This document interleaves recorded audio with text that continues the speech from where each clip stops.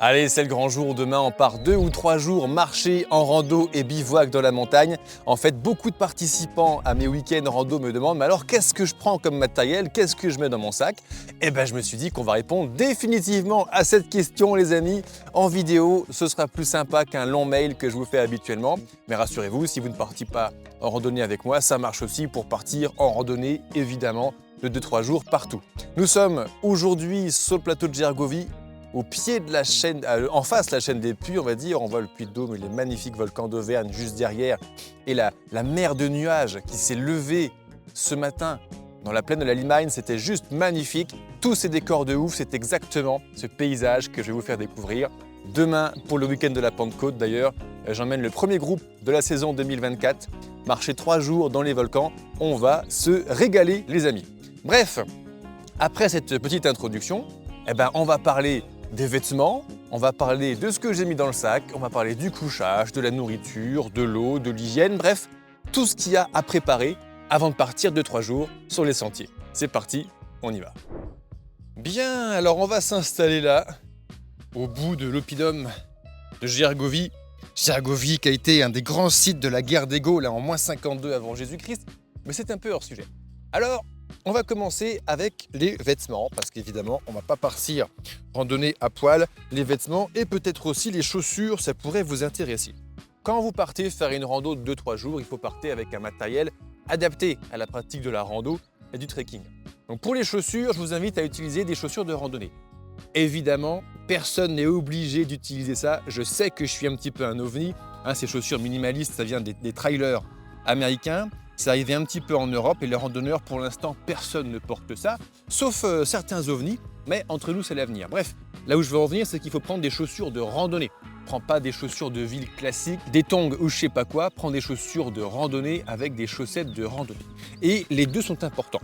Quand on va marcher, aujourd'hui, en 2024, en moyenne, j'emmène marcher mes groupes 22 km par jour et plusieurs centaines de mètres de dénivelé positif sur les itinéraires que je propose à mes participants et à mes participantes.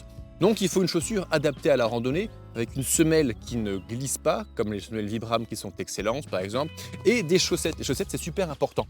Quand on marche et qu'on n'est pas encore beaucoup accoutumé à marcher, le risque c'est d'avoir mal aux pieds, c'est d'avoir des ampoules et c'est assez emmerdant en fait. Donc il faut des bonnes chaussures, des bonnes chaussettes. Alors évidemment, avec des chaussures à orteils, on a des chaussettes à orteils, mais c'est pas ça que je vais te montrer aujourd'hui à la caméra. Retiens qu'il faut des chaussettes spécifiques, des chaussettes techniques, qui ont des renforts au niveau des frottements, qui n'ont pas de fil de couture sur les orteils pour éviter typiquement les ampoules à ce niveau-là qui sont très récurrentes. Donc, viens avec du matériel adapté, des chaussettes techniques, des chaussures de randonnée. Si possible, viens avec un pied fait. En randonnée, on dit qu'on fait sa chaussure, le pied fait la chaussure. C'est-à-dire que la chaussure, il ne faut pas que tu l'achètes la veille du départ. Sinon, ça va mal se passer. Il faut que tu la sélectionnes, il faut essayer, choisir la chaussure dans laquelle tu te sens bien. On a fait une expression, il faut trouver chaussure à son pied. Et puis après, il faut la faire. Il faut marcher d'abord un petit peu, puis moyen, puis beaucoup à la journée avec pour que la chaussure épouse la forme de ton pied, que ton pied à l'intérieur dessine sa forme dans la semelle, dans les parois, dans la membrane. Là, tu es prêt et plus tu seras préparé avant de partir, je ne vais pas parler de préparation physique avant de partir faire un week-end de rando dans cette vidéo, mais en cherchant sur mes différents réseaux sociaux, que ce soit YouTube, Instagram, Facebook, TikTok ou la newsletter, tu vas forcément trouver des informations intéressantes, y compris sur mon blog, Le Banquier Randonneur, que j'anime avec passion et plaisir depuis 7 ans maintenant. Et alors, on va parler juste du matos et plus ton pied est préparé, plus tu marches, plus ce sera facile de partir marcher 2 jours. Je dis ça pour ceux qui ne l'ont encore jamais fait de leur vie. C'est toujours une expérience absolument incroyable. Ensuite, on va parler des vêtements. Les vêtements, c'est super important pour pouvoir vivre confortablement en extérieur. Il faut être prêt à tout. Là, j'ai le soleil qui se lève. Alors ce matin, il pelait, donc c'est pour ça aussi que j'ai encore mon bonnet. Là, j'ai le soleil qui se lève, donc évidemment, je commence à en avoir plein la tête. Et je t'invite toujours à venir en rando avec une casquette ou un chapeau pour te protéger la tête. Te protéger la tête, c'est super important. Le soleil, on l'aime, c'est notre ami. Alors surtout là, je te dis ça, on est au mi-mai 2024. Je ne sais pas si tu te souviens ce qu'on s'est pris. On s'est pris du froid, on s'est pris de la pluie, on s'est pris des aurores boréales. Il y a eu des aurores boréales ici, à Gergovie, au sommet du Puy-de-Dôme, en France. On a vraiment tout vu. Ça arrive une fois par siècle, ça. Donc, après tout ce bordel climatique, enfin le soleil arrive et il paraît que demain il repart d'ailleurs, donc c'est juste pour le tournage. C'est juste pour vous faire une jolie vidéo, les chéris, hein, qu'il est venu ce matin, juste pour faire un petit coucou. Donc, viens avec une casquette ou viens avec un chapeau. Les casquettes, c'est très bien quand il pleut, les chapeaux, c'est mieux pour le soleil. Plus on va s'avancer dans la saison, plus il va y avoir de la canicule, plus il faut un chapeau à large bord pour protéger son visage. Sauf que là, je pense qu'au niveau de la caméra, ça va pas être très joli. Donc je vais essayer de continuer ma vidéo comme ça, tête nue. J'espère que je suis bien coiffé aussi, j'ai pas de retour caméra. Mets-moi ça en commentaire si je suis présentable ce matin. Alors, on se protège la tête, mais on va aussi se protéger le corps. Oui, le soleil, on s'en protège, mais on va aussi devoir se protéger de la pluie. En l'occurrence, les 3 prochains jours, on nous annonce quand même pas mal de pluie. D'ailleurs, si tu as participé à la sortie du 18 au 20 mai 2024, n'hésite pas à en mettre en commentaire comment c'était, ce sera toujours un plaisir d'avoir des petites nouvelles de toi. Bref, on va prendre des vêtements, c'est le fameux système 3 couches. On veut se protéger de la pluie, on veut protéger 2 choses de la pluie. L'homme, la femme, le trekker, la trekkeuse et le sac. Parce que là-dedans, il y a toute notre vie. Il y a tout le couchage, il y a tout le matos, il y a tout. Donc il faut surtout qu'il reste au sec lui aussi. Donc il y a 2 stratégies. La première stratégie, c'est la veste et la deuxième, c'est le poncho. L'avantage de la veste, c'est qu'elle épouse bien la forme du corps humain, effectivement. Elle ne prend pas trop le vent, donc elle ne claque pas trop dans les grosses rafales. Bien qu'ici, on ne soit pas en haute altitude, donc il n'y a pas de risque vraiment qu'il y ait de grosses rafales. Et par contre, il ne protège que l'humain. Donc il va falloir mettre un sursac sur le dessus de ton sac à dos pour le protéger également de la pluie. Ça, c'est la première école. C'est pas celle que je préfère. Moi, clairement, je suis team poncho. Et oui, il y a team hardshell, team poncho. Moi, je fais partie depuis toujours de la team poncho. Mon poncho, j'ai le cul dessus. Et en fait, c'est ça qui est incroyable. Le poncho, alors non seulement il va me protéger, moi, l'humain, plus mon sac, parce que quand j'ai mon sac sur le dos, mon poncho est assez gros pour venir englober et mon corps et mon sac. Hein, c'est fait pour. Donc avec un seul outil, tu protèges tout. En plus, pour les gens qui vont rester après cette vidéo dans la team hardshell, quand tu mets ton sursac sur ton sac à dos, tes lanières, elles sont quand même exposées à la pluie. C'est du textile et c'est de la mousse qui est ici, hein, pour faire un renfort au niveau des clavicules, pour ne pas te blesser lors du portage du sac. Donc en général, avec les grosses pluies, ça se gauche d'eau et l'humidité finit quand même par rentrer à l'intérieur du sac. Donc pour la team hardshell, pour vraiment être imperméable en cas de forte pluie, c'est hardshell plus sursac plus tout le matos à l'intérieur dans des gros ziplocs ou dans des sacs poubelles, des sacs plastiques pour bien les imperméabiliser. Très clairement, tout ça, ça m'emmerde, mais j'ai pas la science infuse, hein, il y a plusieurs façons de faire. Moi, je vous propose que mon point de vue, que ma façon de pratiquer la rando. J'ai marché plus de 15 000 bornes en autonomie dans ma vie, donc j'ai une petite expérience de terrain et c'est comme ça que je la vis. Mais si tu préfères rester dans la team hardshell, reste dans la team hardshell. En attendant, pour la team poncho, c'est génial parce qu'on ne va pas avoir ce problème avec les lanières qui prennent l'humidité. Donc vraiment, j'ai mon poncho, je ne me pose pas de questions, je sais que moi et tout mon matos, on est à l'abri de l'humidité. C'est plus simple. Et comme disait Saint-Exupéry, hein, un des saints patrons des randonneurs, dans la vie, la perfection, c'est pas quand il n'y a rien à rajouter, c'est quand il n'y a rien à enlever. La randonnée, c'est aussi l'art de se dépioter, de s'alléger, d'enlever toutes les conneries qui ne servent à rien, et de s'alléger le corps, le sac et l'esprit. Donc quand j'ai mon poncho, je sais que tout mon matos est à l'abri. Je suis serein. Et c'est aussi pour ça que je kiffe la rando, pour être serein. Prends des lunettes de soleil aussi, je reviens sur le soleil, parce que là ça commence à plus être supportable pour mes yeux. Des lunettes de soleil, catégorie 3, voire si tu fais de la haute montagne, si tu fais de la mer, du bord de mer ou de la neige, prends des catégories 4, voire catégorie 4 polarisées pour vraiment protéger tes yeux à 100%. Là aujourd'hui, une catégorie 3 pourrait suffire. Et petite point d'attention, c'est interdit en France pour nos amis français, vous êtes très nombreux les amis français à m'écouter, c'est interdit de conduire avec des lunettes de catégorie 4, c'est catégorie 3 maximum. Donc retenez ça.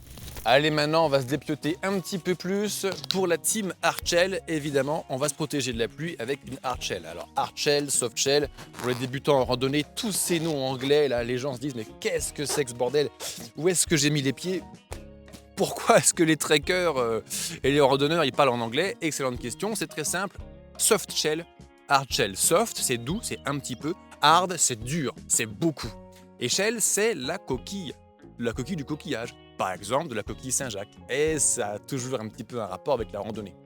Donc, une veste soft shell, c'est une veste déperlante, de mémoire jusqu'à 2 ou 5 000 mm Schmerber, de résistance à l'eau en colonne d'eau. Et une veste hard shell, comme celle que j'ai sur moi, ça serait ma petite Eli Hansel qui ne me quitte pas depuis 10-12 ans maintenant, et toujours opérationnelle. Tu as peut-être vu que la fermeture éclair commence à fatiguer. Elle a 10-12 ans, c'est une vieille dame, évidemment, ça commence à fatiguer un jour. Du coup, ça, la hard shell, c'est au moins 5 ou 10 000 mm Schmerber, je ne m'en souviens plus des chiffres, mais retiens dans l'idée que soft shell, c'est déperlant, ça résiste à la petite pluie. Hard shell, c'est imperméable et ça résiste bien à la pluie. Cette hard shell, elle fait 10 000 mm Schmerber en termes de résistance à l'eau. C'est une veste que j'ai achetée pour faire du ski, d'ailleurs, à l'époque. Et je n'ai même acheté une quand j'ai traversé la Norvège, dans mon expédition Paris-Cap Nord. J'ai réacheté une veste là-bas à 15 000 mm Schmerber, parce qu'en Norvège, il pleut. Il pleut vraiment, vraiment, vraiment beaucoup. Bien! Les systèmes 3 couches, le fameux système 3 couches. On entend beaucoup parler, c'est très simple, ça a l'air un petit peu compliqué et un peu obscur. Ouh, système 3 couches, oh! Non, alors on ne remet pas forcément des couches pour aller faire de la rando. Et les 3 couches, c'est très simple. La première, c'est le t-shirt, la deuxième, c'est la polaire. Et la troisième, c'est la hard shell ou la soft shell. Le t-shirt, je te conseille d'utiliser de la laine mérinos. Là, j'ai le petit t-shirt MT900 Tropique de chez Forclaz Decathlon. Je crois que j'en ai fait une vidéo sur mes réseaux sociaux. N'hésite pas à aller la consulter si ça t'intéresse. De plus, tout ce que je vais citer là, tout le matos que j'ai, alors à nouveau, c'est pas le matos parfait, c'est le matos que j'utilise. Et donc, je ne parle que de ce que je connais et mes vidéos sont juste le reflet de ma pratique au quotidien de la randonnée et du trek. Donc, déroule la description de cette publication. Tu vas retrouver toutes les infos liées à beaucoup de ce matériel. Tu vas retrouver également beaucoup de ressources à télécharger, que ce soit la liste de matériel en PDF pour l'avoir avec toi, que ce soit le simulateur de kilocalories, que ce soit l'inscription à la newsletter, que ce soit la liste des étapes du GR20, etc. etc. Prends bien le temps d'aller jusqu'en bas de la description. Tu as une mine d'infos que je mets sous chacune de mes vidéos. Et il y a une vidéo qui sort tous les lundis, 18h. Donc n'hésite pas, c'est le moment à liker, t'abonner. Et dis-moi en commentaire ce que tu penses de ce format de vidéo. Voilà, on est juste toi et moi, assis en Auvergne, on déballe le sac et on voit ce qu'on met dedans pour partir marcher 2-3 jours. Bref, on revient au système 3 couches. Le t-shirt, je te conseille laine mérinos, c'est incroyable. C'est incroyable la laine mérinos parce que il n'y a pas d'odeur. La laine mérinos, naturellement, a des propriétés antifongiques, antibactériennes, anti-odeur. C'est plus naturel, c'est fait avec du mouton. On est dans une pâture à mouton. Là, je suis un petit peu en communion avec les bestiaux qui m'entourent. C'est magnifique. Ça, c'est pour la respirabilité. Il faut que ça respire. Deuxième couche, c'est la polaire. Là, j'ai ma petite polaire Simalp Joras qui est une tuerie. J'en ferai probablement une vidéo juste pour elle avant la fin de la saison 2024. L'important, c'est d'avoir une polaire. Parce que la polaire, ça tient chaud, et c'est ce qu'on demande à la deuxième couche, et en plus, ça résiste à l'humidité. Parce qu'il y a des gens, alors pour avoir chaud, il y a 2 teams. Il y a team polaire, team doudoune. La doudoune, oui, c'est très bien, c'est de la plume, donc c'est le meilleur isolant qu'on ait dans les matériaux. Vraiment, j'en peux plus avec les yeux. Donc, ça prend moins de place, ça tient plus chaud, et c'est très très bien. Cependant, ça ne supporte pas l'humidité. Les plumes de canard, ça ne supporte pas l'humidité. Une fois que c'est mouillé, 1, ça tient plus chaud, et 2, ça met une plombe à sécher, donc 3, ça pourrit, ça moisit, il y a des mycoses dedans. Bah, c'est dégueulasse. Bref, je préfère, tu l'auras compris, la team polaire. Et en l'occurrence, la polaire Joras de chez Simalp, waouh, c'est une tuerie. Elle est conçue par des gens qui passent vraiment leur vie dans la montagne. C'est dans leur ADN chez Simalp, ça se sent, c'est un vrai plaisir. Et puis en plus, elle est même déperlante. Donc non seulement elle résiste à l'humidité mieux qu'une doudoune, mais en plus, elle a vraiment un traitement déperlant, c'est incroyable. 3, c'est justement pour être imperméable à l'eau qui tombe du ciel. Mais, attention, il y a un risque avec ça, on en reparle dans un instant. Dans l'idée, une hard shell, voilà, à 5-10 000 mm Schmerber, ça permet de ne pas mouiller quand il pleut, ou le poncho par-dessus. Je reviens sur un truc. On se protège de l'eau qui tombe du ciel pour pas que ça nous mouille. Le problème, c'est que quand quelque chose est imperméable, comme une hard shell par exemple, elle est moins respirable. Oh, ça veut dire quoi? Ça veut dire que quand je me protège de l'eau qui tombe du ciel, je vais tremper dans ma propre sueur. J'adore. Un sauna de sueur à 38 degrés pendant une bonne randonnée de 3 jours. J'adore ça. Donc il faut prendre quand même des vêtements les plus respirables possibles. Alors évidemment, ce sont des équipements qui sont un peu plus de moyenne, voire haut de gamme, pour avoir une bonne respirabilité. Les vestes HH et Liancel, elles sont pas mal. Pareil, la veste Archel de chez Simalp, elle est pas mal non plus, pour avoir une excellente respirabilité. Bien, on a vu ce qu'on a mis en dessous, on va voir ce qu'on va mettre au-dessus, on va voir ce qu'on va mettre en dessous maintenant. C'est très simple. Là, j'ai avec moi le pantalon que j'ai quasiment toujours quand je suis... Il y a un mec qui arrive en mobilette avec une guitare, trop fort. Eh ben, il y a tout pour faire un monde, il y a des randonneurs et puis il y a des guitaristes. Et alors, ce pantalon, c'est un pantalon short. Donc, il a un zip ici, ce qui fait qu'avec une seule pièce de vêtement, si tu veux, j'ai les deux. Là, il fait encore un peu frais, je suis en mode pantalon. Et puis bientôt, quand il fera trop chaud, deux coups de zip que je peux mettre n'importe où, que je peux faire n'importe où, sans me foutre à poil, eh ben, je me retrouve en short.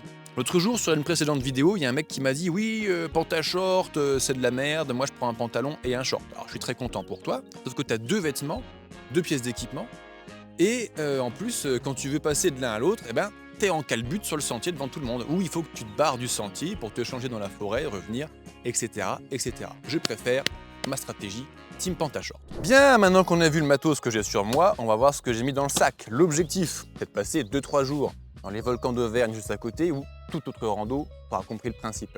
Donc, ce que je veux, c'est avoir de quoi dormir pour le bivouac le soir, avoir de quoi manger, avoir de quoi boire, avoir de quoi gérer mon hygiène, parce que oui, l'hygiène c'est important, et toutes les petites choses qui pourraient me servir. Mais pas trop non plus. Le vrai confort, c'est la légèreté. Au début, c'est une des erreurs les plus courantes des débutants en randonnée. On se dit oui, moi je veux ci, je veux ça, je veux le super outil que j'ai vu parce qu'il y a un influenceur sur Insta, TikTok qui m'a montré que on s'en bat les couilles de tout ça. Il faut être simple, pragmatique, aller à l'essentiel. Le vrai confort, c'est pas d'avoir tous les outils du monde là-dedans. Le vrai confort, c'est d'être léger toute la journée quand tu portes ton sac à dos. Bref, dans mon sac, on va commencer à parler un petit peu boire et manger. Alors pour boire, j'utilise la gourde filtrante de chez Oco. Parce que oui, quand on va partir en rando de 3 jours, on va se ravitailler sur le terrain. On va pas boire des bouteilles d'eau, Volvic, Badois, je sais pas quoi, pendant tout le week-end. Donc on va aller chercher de l'eau dans les rivières, dans les sources, dans les villages, et on va quand même par mesure de sécurité la purifier avec un filtre. Depuis 1 an, j'utilise le filtre Oco, il est excellent, c'est le filtre qui est utilisé par la NASA par exemple. Donc quand Thomas Pesquet boit son pipi à 200 km d'altitude, il utilise ça. D'ailleurs, Oco est devenu un partenaire, j'ai rencontré son fondateur, et avec le code promo OCODAVID10, tu as 10% de réduction sur toutes tes gourdes, les pailles filtrantes, les filtres de rechange, etc. etc. Alors, il y a 3 tailles, 1 litre, 1 demi-litre et 650 millilitres de mémoire. Qui peut le plus, peut le moins. Donc en général, moi je prends une grande pour avoir une grande contenance. Et de plus, je prends mon camelbag, alors que on l'a rempli hier dans l'artière, mais je l'ai revidé, un camelbag de 2 litres, ce qui fait que au maximum, j'ai 3 litres d'eau. Alors là, on est sur une randonnée de printemps, on est mi-mai, la tension de l'eau, ça va pas être le problème, il y a de l'eau partout, il y a des gués qui sont en crue. Par contre, dans les randos de juillet-août, quand il fait très sec et quand les sources sont taries, méfiez-vous, même les sources référencées sur les cartes hygiène, l'été, de plus en plus, avec les sécheresses qu'on se pète, elles tarissent. Donc, j'ai 3 litres d'eau, là je peux tout traverser. J'ai traversé l'Europe avec 3 litres d'eau max sur moi, sauf la traversée du Portugal, où j'ai pris jusqu'à 4-5 litres d'eau sur le dos. C'était une horreur en termes de poids, mais vu qu'il n'y avait pas d'eau, c'était obligatoire. Ça, c'est pour la gestion de l'eau, du contenant et un système de filtration. Ensuite, on va manger. Ah oui, si on part 2-3 jours, à un moment donné, il va falloir manger. Pour manger, il y a 2 teams. Team chaud, team froid. Pour la team chaud, nécessairement, les amis, il va falloir prendre une cartouche de gaz, un brûleur et une petite tasse. Moi, je me fournis chez Decathlon, par exemple, mais c'est du matos super lourd. Les camping-gaz, c'est du plomb. Vous trouvez du matos beaucoup plus léger. D'ailleurs, les prochains brûleurs que j'achèterai, ce sera des formats, des modèles beaucoup plus light. Alors, avec du chaud, qu'est-ce qu'on va manger? Eh bien, quand même, des petits repas chauds, des petits repas cuisinés, comme par exemple des repas lyophilisés. Ça, c'est le top. En fait, avec le repas lyophilisé, réchauffé, tu fais bouillir ton eau dans ta tasse, tu remets l'eau bouillante là-dedans, pour ceux qui ne connaissent pas, ça te fait un vrai repas. C'est vrai que ça fait plaisir d'avoir l'impression de manger un vrai repas, de sentir la patate, le fromage, la viande, les champignons ou je sais pas quoi, à l'intérieur de ça, notamment du wok du soir, après une journée un peu pluvieuse, un peu fraîche, un peu dure pour le moral. Parce qu'on dit que la bouffe, c'est bon pour l'estomac, mais c'est aussi super bon pour le moral. Hein. Les militaires qui partent en OPEX le savent. Donc, mes lyophilisés, en l'occurrence, je me fournis chez nos amis de chez lyophilisé.fr et tu as aussi 10% de réduction sur tous leurs lios, sur leurs bars, sur leurs matos, avec le code LIODAVID10. Tu trouveras tout ça à nouveau en description de cette vidéo. Il y a aussi la team froid qui mange froid. Ah, et quand je mange froid, la base de mon alimentation, ça va être du pain. Alors moi, je bouffe plus de gluten, donc c'est un problème. J'essaye plein de pains différents. C'est pas toujours facile. Pour les ravitaillements, c'est beaucoup plus compliqué. Mais voilà, on fait avec les contraintes qu'on a. La vie, c'est comme le poker, on fait avec ses cartes. Avec ça, qu'est-ce qu'on pourrait mettre? Je sais pas, si on mettait un petit peu de fromage. Alors là, là j'avoue, là c'est la honte. Là, sincèrement, j'ai honte de moi. Putain, on est en Auvergne, on est au sommet du plateau de Gergovie. Derrière moi, il y a le puits de Saint-Éloi, il y a là où on fait le Saint-Nectaire. Et il faut que je te sorte des Babybel. J'avoue, c'est honteux, je vais les cacher. J'ai honte de moi. Parce que quand même un bon comté, un bon Saint-Nectaire, un vrai fromage à pâte dure, ou même Saint-Nectaire, ça passe. Les tomes avec une croûte bien dure, bien épaisse, qui sentent la chèvre, tu vois, à 300 km à la ronde, ça c'est bon pour le randonneur et ça se conserve bien dans le sac. À nouveau, il fait pas trop chaud. En juillet-août, quand il va faire 30, 35 degrés, et qu'on va crapahuter des jours et des jours, et que le sac, à chaque pas, il va remuer, il va se faire tasser, tu sais, entre tes chaussettes pourries et ton brûleur de gaz, eh ben, il y a un moment, il faut un fromage qui encaisse. Donc, c'est pour ça que j'ai sorti ce truc-là. Ça encaisse un petit peu plus, et en plus, j'ai pas encore eu le temps de faire mon ravitaillement, les contraintes du tournage, etc. Des fruits et des légumes frais, c'est super important dans une alimentation équilibrée. En randonnée, malheureusement, c'est compliqué parce que vu qu'il y a beaucoup d'eau dedans, c'est très lourd par rapport à l'énergie qu'il y a dedans. L'avantage de ouf d'un repas comme ça, c'est le rapport poids-calories. Un minimum de poids, et en gros, on a entre 450 et 600 kilocalories d'un repas qui pèse 100 ou 120 grammes. Ça, c'est de la bombe. Alors que ma banane, là, ou ma pomme, eh ben, il n'y a pas grand-chose. Mais je pars toujours, au début de mes randos, avec quelques fruits frais. J'adore les fruits frais. Ça me nourrit de manger de l'alimentation vivante. Ah bah, en parlant de fruits frais, voilà, un petit bout de sauciflard, ça fait pas de mal non plus. Les bars aussi, c'est quand même pas mal parce que ça permet d'avoir un coup de boost au milieu de la journée. Très intéressant. Le chocolat noir également, c'est super. Et là, j'ai le droit à un concert en direct. Non seulement c'est un guitariste, mais en plus c'est un chanteur. Il a garé sa mobilette, il y a sa copine qui est en train de le filmer. C'est juste magnifique. Et c'est juste pour moi, vous n'avez pas le droit de voir ça à l'image, tant pis pour vous. Chocolat noir, c'est de la bombe aussi parce que c'est du gras. Tout petit point sur l'alimentation, les amis. En randonnée, comme dans la vie de manière générale, je vous invite à manger surtout du gras, du sucre lent et de la prot. Et des bons repas que vous cuisinez vous-même et de la nourriture vivante, des fruits et légumes frais. En rando, évidemment, c'est plus compliqué. Ça ressemble pas à de la bouffe fraîche. Évitez surtout le sucre rapide. C'est de la merde, ça vous détruit le cerveau, ça nous fout le cancer, ça nous fout Alzheimer, ça nous fout le diabète, c'est une catastrophe. Bien, maintenant qu'on a un petit peu de quoi manger pendant 2-3 jours, tu regardes évidemment tes points de ravitaillement sur la carte avant de partir pour voir si tu peux en faire. En l'occurrence, dans 2 jours, on va faire un ravito vers le lac d'Eda, on va peut-être se baigner s'il fait beau, ça va être génial. On revient un tout petit peu sur les vêtements parce que j'ai oublié l'échange.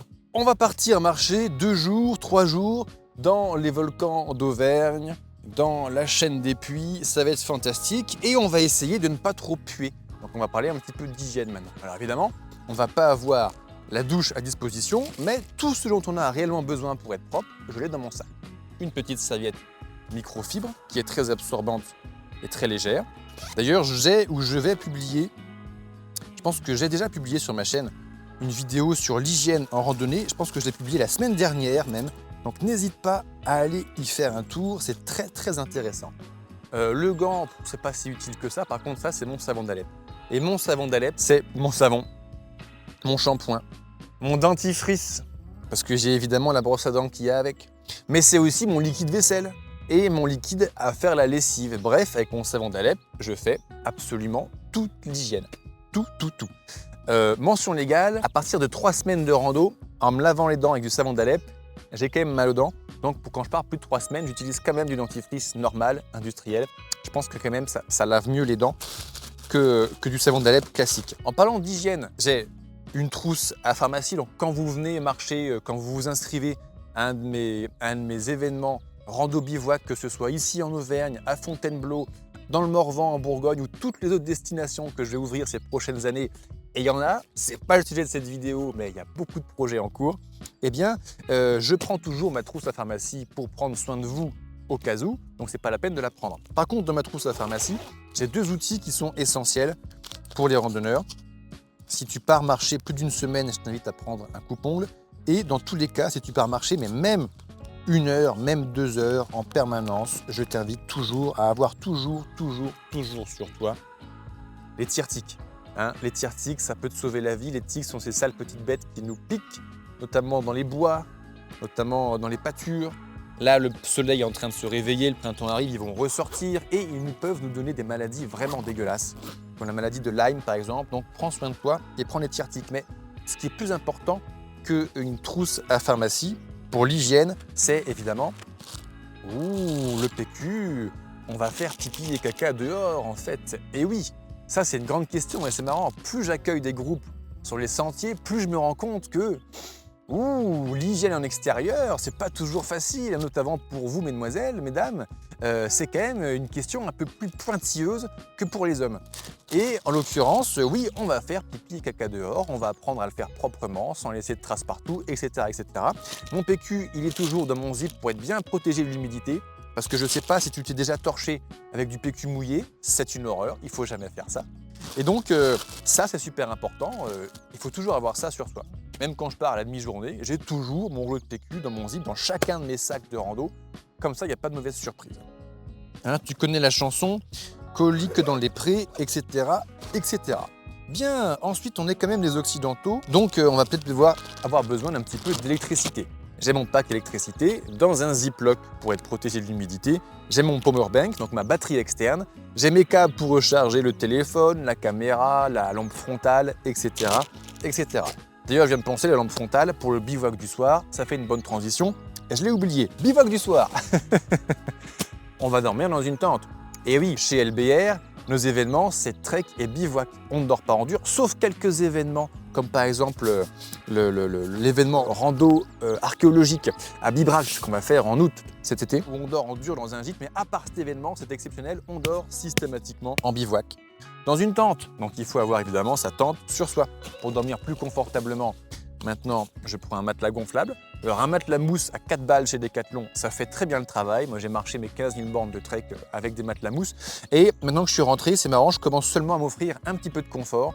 Et c'est vrai qu'un matelas gonflable, en termes de confort, c'est pas mal. Pour avoir chaud, évidemment, un duvet. Là on est sur un duvet plume Forclaz MT 900 0 degré, donc qui est bien pour toute ma pratique, toute l'année, parce que je fais rarement de la température très négative. Et là, on peut avoir des nuits fraîches encore au printemps, donc je vais quand même l'avoir. Cet été, je prendrai un duvet à 10 degrés. Je viens de racheter un duvet à 10 degrés plume aussi, je crois, de chez Forclaz. Eh bien, il est évidemment à la maison. Si tu n'as pas tout ce matos, notamment de bivouac, c'est un matos qui coûte un peu plus cher que le reste, c'est vrai. Et si tu débutes la randonnée, tu n'en as pas forcément. Pour les participantes et les participants de mes événements rando bivouac, je loue du matériel de rando, tente, duvet, matelas, mais également les kits feu, les kits cuisine, les bâtons de randonnée, les sacs à dos de 50 litres. Bon, on en reparlera dans un instant de mon sac à dos justement. C'est du matos que je loue uniquement pour mes participants sur mes événements. Donc tu peux me demander ça en mail ou sur la fiche de réservation que tu as en ligne quand tu viens de t'inscrire. Tu retrouveras toutes les infos. Et puis je pense qu'on va bientôt arriver à la fin de cette vidéo. On va quand même parler du sac. Toute ma vie, là, pendant 2-3 jours, toute ma vie, elle est à l'intérieur de ce sac. Donc ce sac, il fait 50 litres. Je ne prends pas plus, même quand je suis parti traverser l'Europe à pied, j'ai pris un sac de 50 litres, sauf sur mon expédition Paris-Cap Nord, parce que j'allais très haut en latitude. Cap Nord, c'est la pointe au nord de la Norvège, donc il fallait un peu plus de matos pour le froid, la pluie et les ravitaillements, puisqu'il y avait 200 km entre 2 points de ravito, donc j'ai pris un sac 50 plus 10, donc maxi 60. Mais pour toutes mes randos, sinon, j'utilise un sac de 50 litres, c'est largement suffisant. Je vais même acheter bientôt un sac inférieur à 50 litres pour pouvoir continuer à m'alléger. C'est la route vers le minimalisme, vers la légèreté que j'ai pris il y a déjà de nombreuses années. Bien, c'est déjà la fin de cette vidéo. Je te remercie de ton attention. Si tu l'as écouté jusque-là, tu sais tout ce qu'il faut mettre sur toi et dans ton sac avant de partir faire une randonnée de 2-3 jours. Donc c'est parti, on est prêt. C'est le dernier moment. Si tu as apprécié cette vidéo, de me remercier en mettant un pouce, c'est très important. Ça permet à me faire mieux référencer sur YouTube. Ça me permet de me faire connaître à plus de gens afin d'aider un maximum de randonneurs, de trekkers à bien se préparer avant de partir sur les sentiers parce que le projet, c'est dans mon ADN, le projet LBR, le banquier randonneur, c'est ça.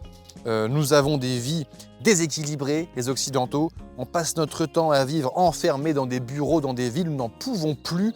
Moi, en 2017, j'ai dit stop à cette vie qui ne m'allait plus et donc j'ai rééquilibré ma vie par la pratique de la randonnée et du trek quand même fantastique. Donc tu me soutiens et tu aides les gens à bien se préparer avant de partir en simplement likant cette publication.